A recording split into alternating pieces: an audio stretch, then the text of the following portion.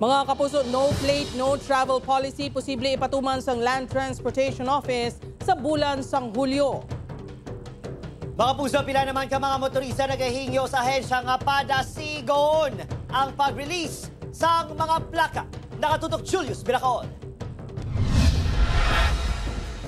Tuman kadamo nga plaka sa mga motor vehicle kag mga motorsiklo ang iara sa karon sa talatapan sang Land Transportation Office 6. Ini nga mga plaka ang ginatinguhaan sang talatapan nga mapanagtag sa pinakamadaling ation bangod sa kinalauman nga pagpatuman sang no plate, no travel policy sang ahensya sa palaabuton nga bulan sang Hulyo. Subong nga massive distribution of plates kami para nga sa mag-implement kami sa no plate, no travel.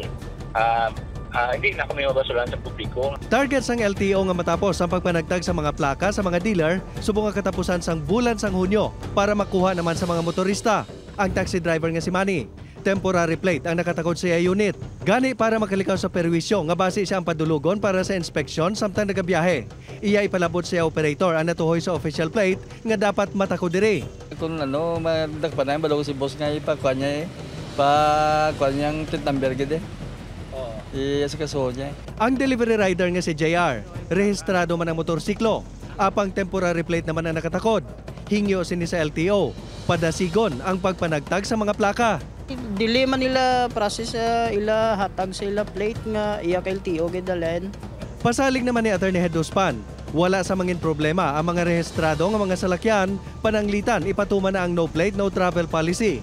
Ang tinutuyo lang sang ahensya nga mapasiguro nga mga rehistrado ang salakyan nga nagalibot sa mga dalanon. Upod kay Cirilo Rendoque, Julius Biracaon, 1 Western Visayas.